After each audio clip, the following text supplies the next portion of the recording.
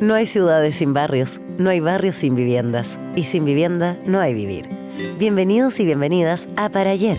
Grandes voces de la política, el arte, las empresas y la academia unen sus puntos de vista sobre la vivienda y la vida en sociedad. Para Ayer, un programa de Déficit Cero y Radio Pauta. Conduce Sebastián Bowen.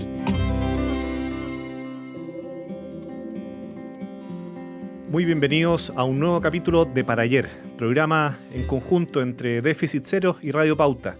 El día de hoy queremos conversar con nada menos y nada más que un abogado, no solamente, pero más que abogado en verdad, es un analista, líder de opinión, alguien que motiva la reflexión respecto de Chile. Jorge Navarrete, muy bienvenido a Para Ayer. Muchas gracias, muy honrado por la invitación. Bueno, Jorge, más conocido como Pirincho, te puedo decir Pirincho, ¿cierto? No hay problema a lo largo del programa. Y bueno, entre el 2005 y el 2006 fuiste subsecretario del Ministerio de Secretaría General de Gobierno, ¿cierto? Durante el gobierno de Ricardo Lagos. Actualmente eres panelista de Tolerancia Cero, Tele 13 Radio y también de Comando Jungle. Efectivamente. ¿Comando Jungle o Comando Jungle? ¿Cómo se le...? Más bien Jungle, si es que uno quiere seguir con la parodia. Oye, para comenzar, Pirincho, primero saber, ¿cuál ha sido tu experiencia de vivienda, de barrio, de ciudad, por ejemplo? ¿Dónde naciste? ¿Dónde te fuiste formando? ¿Has tenido experiencias también fuera de Chile? En primer lugar, ¿cuál fue el barrio que se origina esta personalidad que tenemos acá al frente? Yo nací en un departamento, nací en la Clínica Santa María. Mis padres en esa época vivían en Providencia. Y tengo pocos recuerdos de ese momento. Probablemente los que tengo son más bien inducidos por fotografías o por cosas por el estilo. Mi primer recuerdo ya más de vivienda, de comunidad, era en Manuel Montt, cerca de la escuela de Carabineros, en Miguel Claro. Vivíamos en un pasaje. ¿Cerrado o abierto? Abierto. Mira. Un pasaje.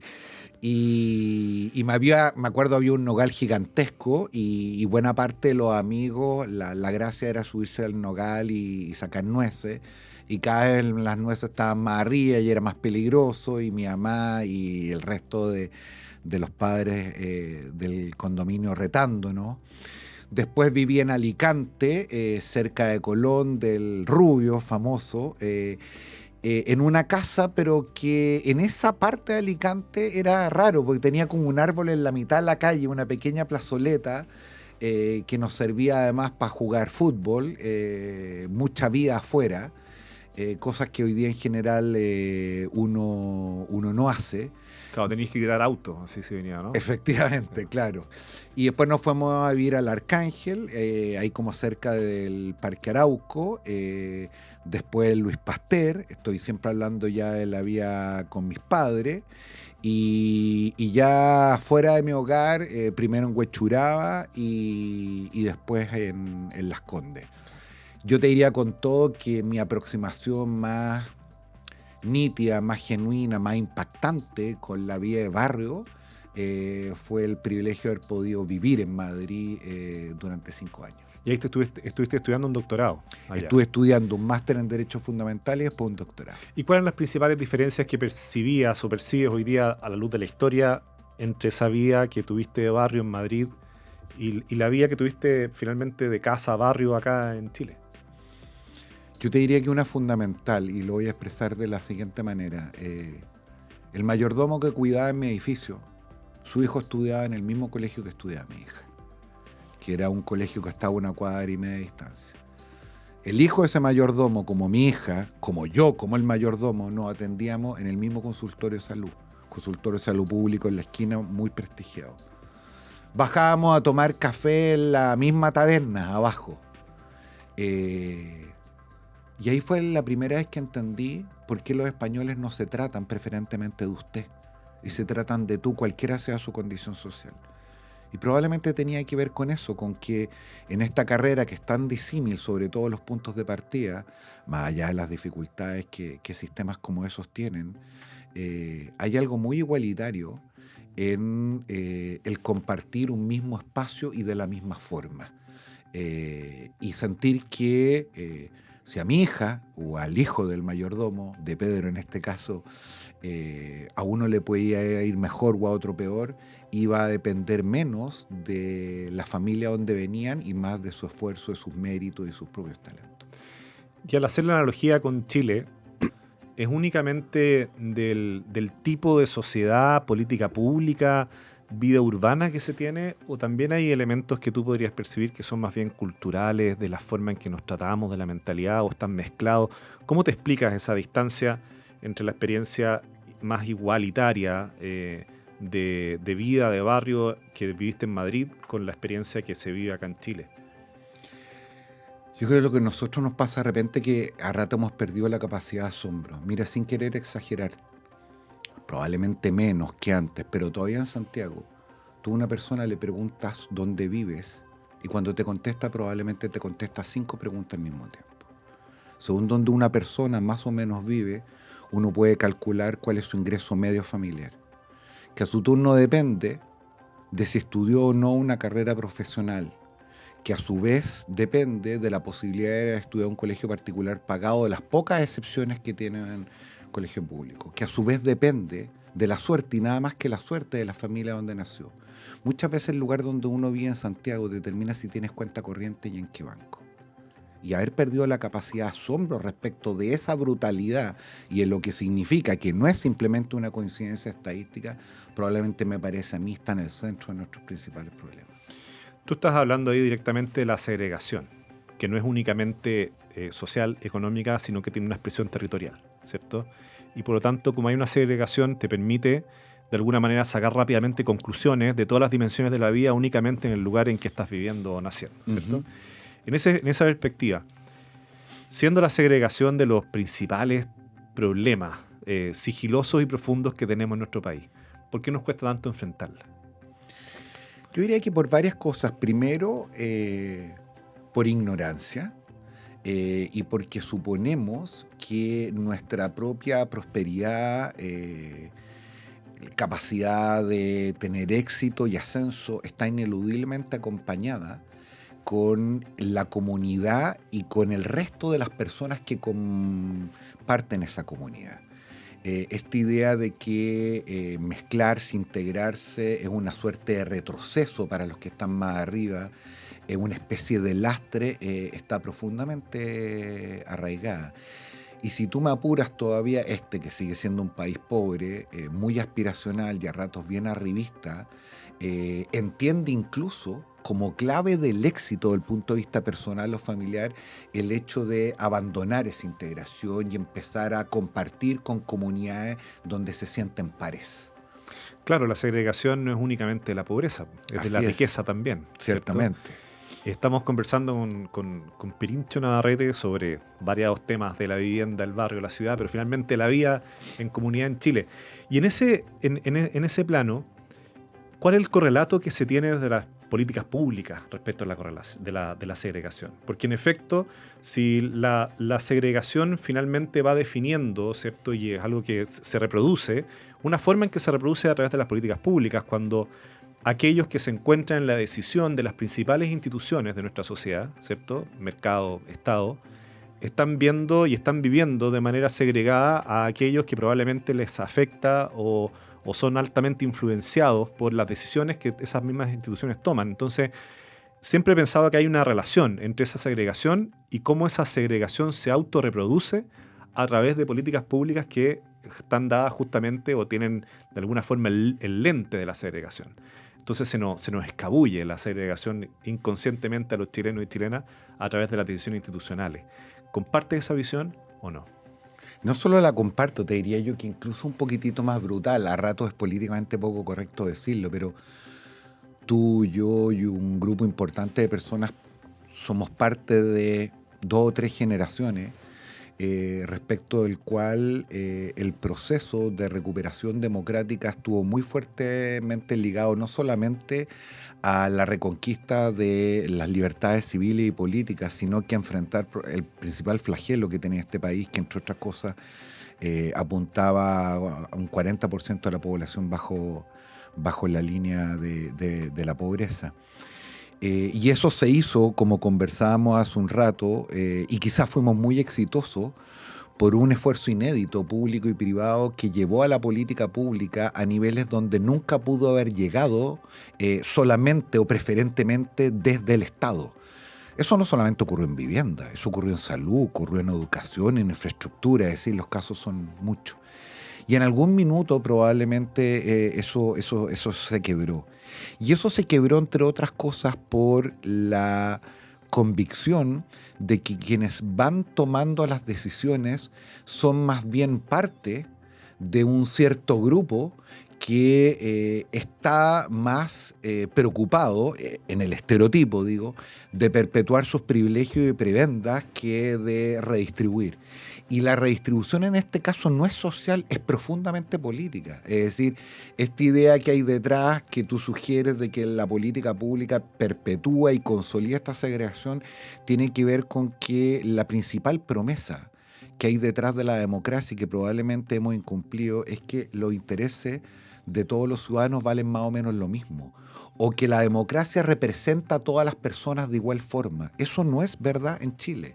No es verdad cuando se toman decisiones en materia de educación, cuando se toman decisiones en materia de salud, y eso nos lleva incluso a ciertas cosas que son todavía más políticamente poco correctas, pero que uno podría sugerir simplemente para provocar. Tendríamos los problemas de educación que tenemos en Chile si bajo un cierto esquema todos estuviéramos obligados a estudiar en un mismo tipo de institución. Claro. Jim Crow, de hecho, está bien. Tendríamos todos los problemas que tenemos en la salud pública si todos, los hijos de los más pudientes y los menos pudientes, de los más aventajados y los menos aventajados, tuviéramos que atendernos en el mismo sistema de salud. La idea o lo que hay detrás del quiebre entre esta alianza de lo público-privado tiene que ver con probablemente no haber cumplido su principal objetivo, que es que aunque uno fuera público, aunque uno fuera estatal, digo, y otro fuera privado, lo que estaba detrás era la provisión de bienes y servicios públicos, de todos, de la polis. Eso me parece a mí está en cuestión y es la razón por la cual nos va a costar retomar un esfuerzo de esa naturaleza. Súper interesante porque tú mencionas algo que en todo el proceso y toda la disputa finalmente en torno a la segregación racial en Estados Unidos y respectivamente de forma específica la segregación que hubo escolar, ¿cierto?, entre negros y blancos finalmente, era un argumento en contra de esa segregación, que se planteaba que era imposible que, dado que las oportunidades se encuentran muchas veces asociadas al capital social, ¿cierto?, que tienen las distintas personas, si tú permites, ¿cierto?, segregación de esas personas en base a su respectiva raza, en este caso, ibas a tener, por lo tanto, menos oportunidades en unos colegios que en otros, por lo tanto, ibas a tener condiciones de educación no igualitarias, ¿ya?, que es justamente lo que busca la educación. Uno podría plantear exactamente la misma premisa respecto a los barrios. Así es. Y es de alguna manera el elemento que estás planteando. Y de hecho, cuando nos dicen, nosotros en Déficit Cero trabajamos para poder llegar al déficit cero habitacional. Ese es nuestro propósito, Pirincho, por si no lo sabías. Y en muchas veces nos dicen, bueno, pero eso es imposible. Nosotros decimos que no, es posible. ¿Ya? ¿Y por qué?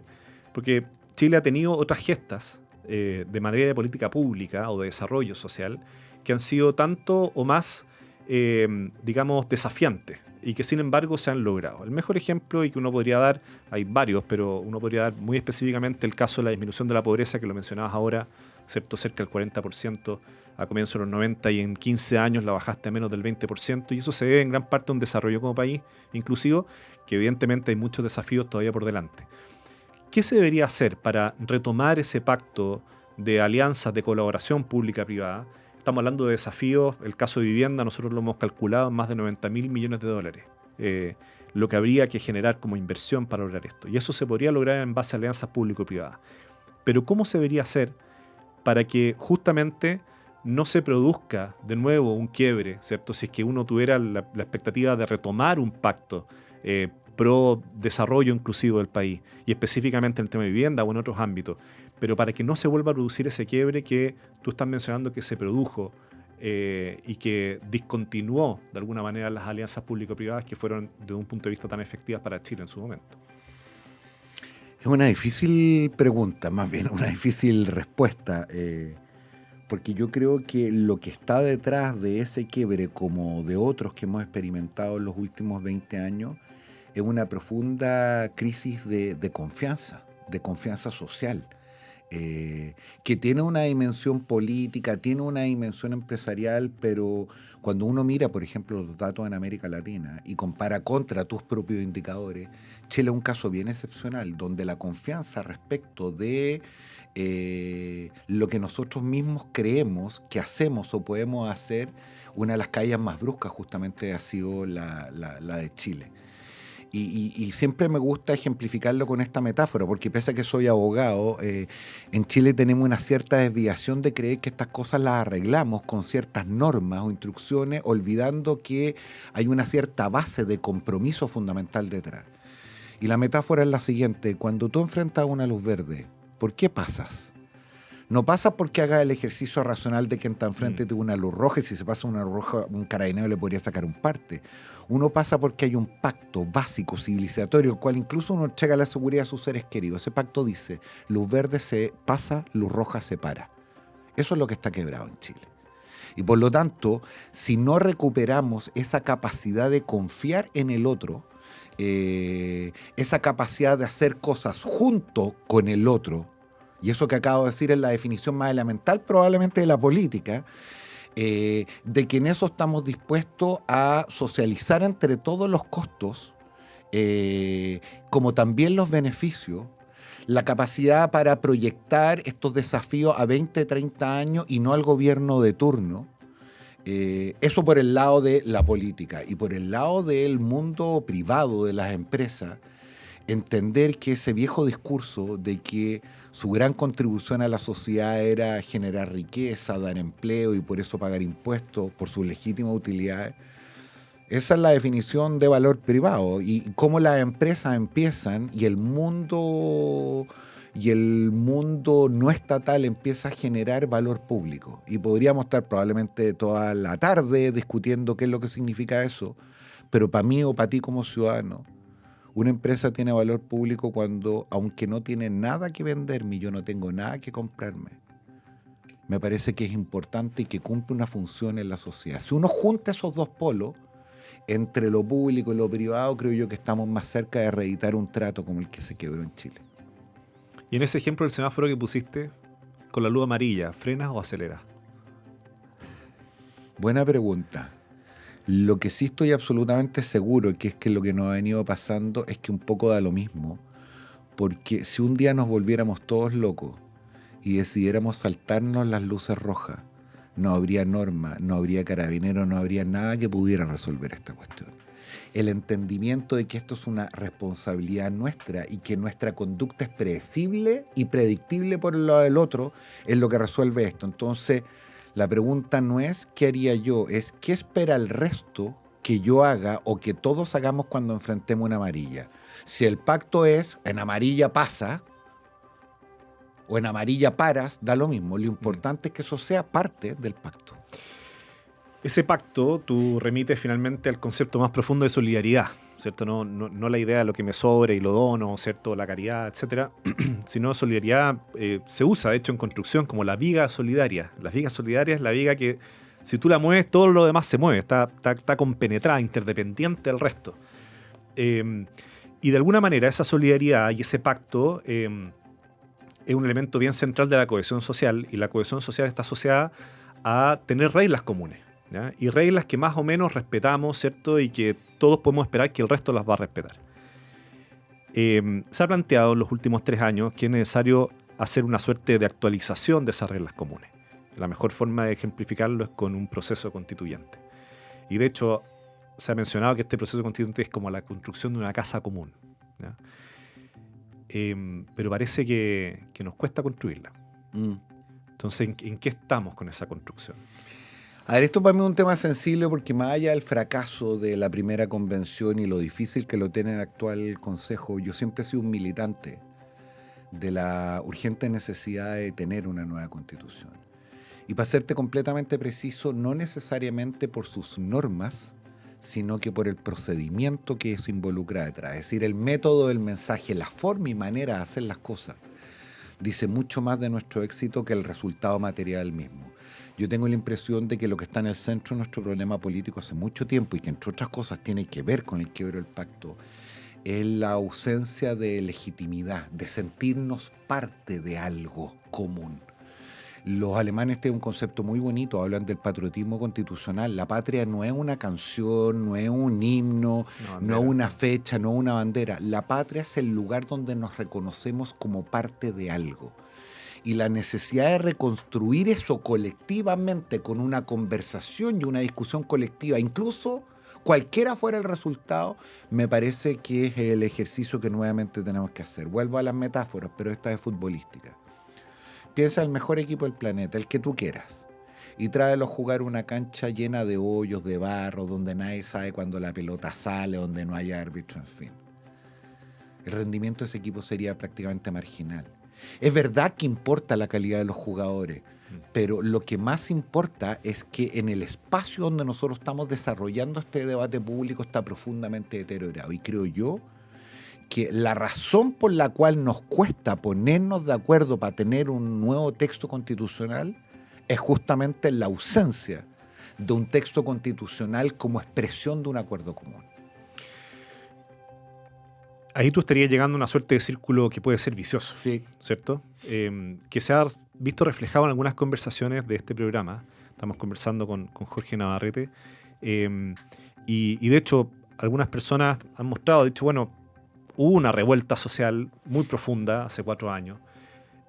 Se hace un proceso constituyente, fracasa el proceso constituyente, hay un nuevo gobierno, con nuevos vivos, de hecho, ese nuevo gobierno. Hay un nuevo proceso constituyente que está en un momento crítico. ¿Qué queda? Digamos, o sea, ¿cuál es la esperanza que queda para seguir avanzando? Entonces, ¿qué consejo uno podría dar en función de construir esta casa común? O sea, de ¿qué ladrillos hay que poner? ¿De qué manera empezamos a romper este círculo que puede ser vicioso? También una difícil pregunta, pero yo trataría de contestarla de la siguiente manera. En estos 5 años, si yo tuviera que identificar una cosa extraordinariamente positiva que ocurrió en Chile, tiene que ver con una repolitización de los ciudadanos en el mejor sentido de la expresión. Abandonamos esa estúpida idea de que la política era una cuestión como que discurría en piloto automático mientras cada uno de nosotros podía desarrollarse en términos personales o profesionales. Entendimos que la política es una cuestión demasiado importante para dejársela solo a los políticos profesionales. Y probablemente estos 2 ejercicios, con todos sus ripios y sus problemas, tienen que ver con un cierto esfuerzo a recuperar nuestro rol como ciudadanos. Los griegos hablaban de los idiotas como aquellos quienes están preocupados solo de lo privado. ¿Cuál es nuestro espacio? ¿Cuáles son nuestras responsabilidades? ¿Qué funciones cumplimos en el marco del privilegio de poder hablar en una radio, de un padre de familia, con tus trabajadores, con tus amigos? ¿Qué significa ser ciudadano en toda esa instancia y ser parte de este activo y por lo tanto hacerse responsable también de las decisiones que ahí se toman? Y te lo digo además con mucha esperanza, porque si yo mirara para atrás, te confieso que no veo de manera muy auspiciosa el desarrollo de la clase política dirigente, y voy a decir una pesadez, ni tampoco el mundo empresarial. A lo que yo hoy día le tengo más fe es justamente a una cierta intuición básica, una cierta resiliencia ciudadana que en momentos difíciles no ha corregido cuando cada uno de nosotros, por razones distintas, había perdido un poco la brújula. Bachelet, segunda vuelta, obtiene un porcentaje que nunca habíamos visto hasta esa fecha. 4 años después, Piñera saca la votación más alta que ha sacado la derecha en la historia de Chile. 2 años y medio después, pensamos que tenía un estallido social que había cambiado los rumbos del país para siempre. 1 año y medio después, un candidato conservador como José Antonio Kast gana la primera vuelta electoral. Es decir, hay un tremendo activo contra todo lo que se dice, más allá de la desintegración, de que se han quebrado los vínculos del individualismo, hay un tremendo activo en los ciudadanos, en nuestra gente, que hace que esa frase que tienen los argentinos, que a mí no me gusta y que creo que en Chile no es cierta todavía, es que uno tiene los dirigentes que se merecen. No. Nosotros no nos merecemos como ciudadanos los dirigentes públicos y privados que a ratos tenemos.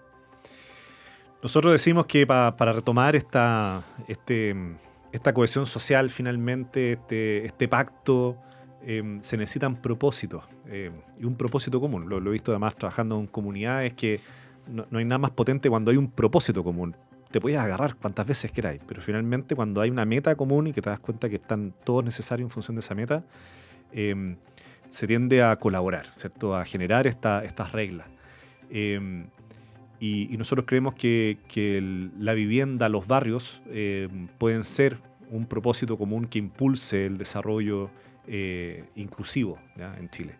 Así que muchas gracias por tener esta conversación hoy día con nosotros, Jorge, buscando propósitos comunes, buscando nuevos pactos y sobre todo, comparto, entendiendo que el principal activo que tenemos está en el tejido social, está en los ciudadanos, está en las ciudadanas, que con su sentido de comunidad muchas veces van mostrándonos caminos. Tenemos que saber a veces leerlos nomás. Así es, y por mi parte muy agradecido, se me hizo corto, una conversación entretenida y quizás nos vamos a volver más adelante. Siempre me he preguntado cómo hablas tan redactado. Estoy realmente impactado, así que me gustaría aprender esa virtud de Jorge. Muchas gracias por estar hoy día con nosotros. Gracias a ti, un abrazo grande. Esto fue Para Ayer. Grandes voces del Chile de hoy conversan junto a Sebastián Bowen sobre la vivienda y la vida en sociedad. Escúchanos también en el canal de Spotify de Déficit Cero y en pauta.cl.